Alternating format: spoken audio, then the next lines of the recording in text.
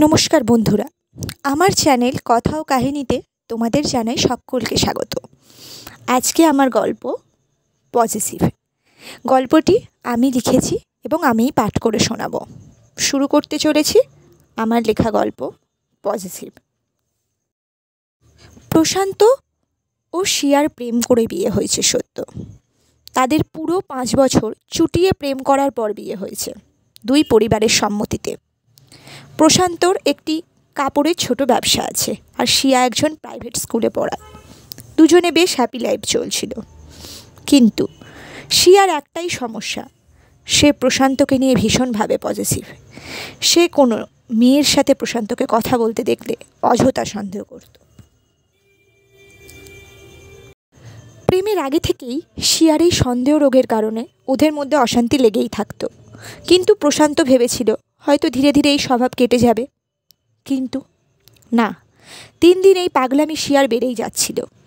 যেহেতু প্রশান্তর কাপড়ের ব্যবসা, তার সবসময় ফিমেল কাস্টমার, তাই শিয়ার চিন্তাও দিন দিন বাড়ছিল। সে যে কাজই করুক না কেন তার মাথায় ঘুরতো একই কথা, প্রশান্ত এখন কি করছে, কোনো মেয়ের জালে পড়লো না তো।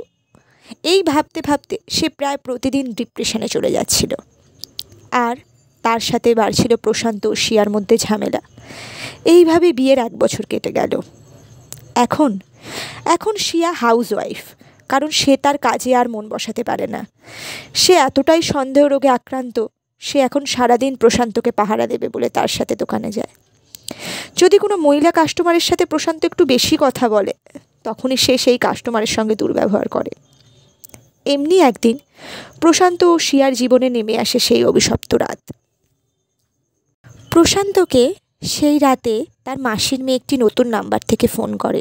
প্রশান্ত ভাবে ফোন দেখে যদি হয়তো আবার শিয়া তাকে সন্দেহ করে, আবার ঝামেলা হবে, তাই সে ফোন নিয়ে ব্যালকনিতে চলে যায় এবং ফোন ধরে বুঝতে পারে যে সে তার মাসতুতো বোন। শিয়া সেই সময় ব্যালকনিতে গিয়ে দেখে প্রশান্ত কার সাথে ফোনে ব্যস্ত, হেসে কথা বলছে। সে অত্যাধিক রেগে যায়, ভাবে যেই মানুষটাকে সে এতটা ভালোবাসতো সে হয়তো তাকে ধোঁকা দিচ্ছে, তার পেছনে অন্য কোনো মেয়ের সাথে ভালোবাসা সম্পর্ক করে তুলেছে। এবং সে এতটাই রেগে যায়, ব্যালকনিতে রাখা একটি গাছের টব উঠিয়ে প্রশান্তর মাথায় আঘাত করে। অন দ্য স্পট প্রশান্তর মৃত্যু হয়। তারপর 2 মাস কেটে গেছে। শিয়া এখন মেন্টাল হসপিটালে। এই সন্দেহ শিয়ার গোটা জীবনটাকে গ্রাস করলো। তাই নিজের কাছের মানুষকে, নিজের ভালোবাসার মানুষকে বিশ্বাস করতে শিখুন। সন্দেহ করা ভালো যদি তাতে পয়েন্ট থাকে, অযথা সন্দেহ আপনার জীবনকেই নষ্ট করে দেবে। ধন্যবাদ। গল্পটিতে যদি কোনো ভুল ত্রুটি থেকে থাকে তাহলে নিশ্চয়ই আমাকে কমেন্ট বক্সে জানাবেন। গল্পটি ভালো লাগলে লাইক করুন, কমেন্ট করুন, চ্যানেলটাকে সাবস্ক্রাইব করুন। ধন্যবাদ।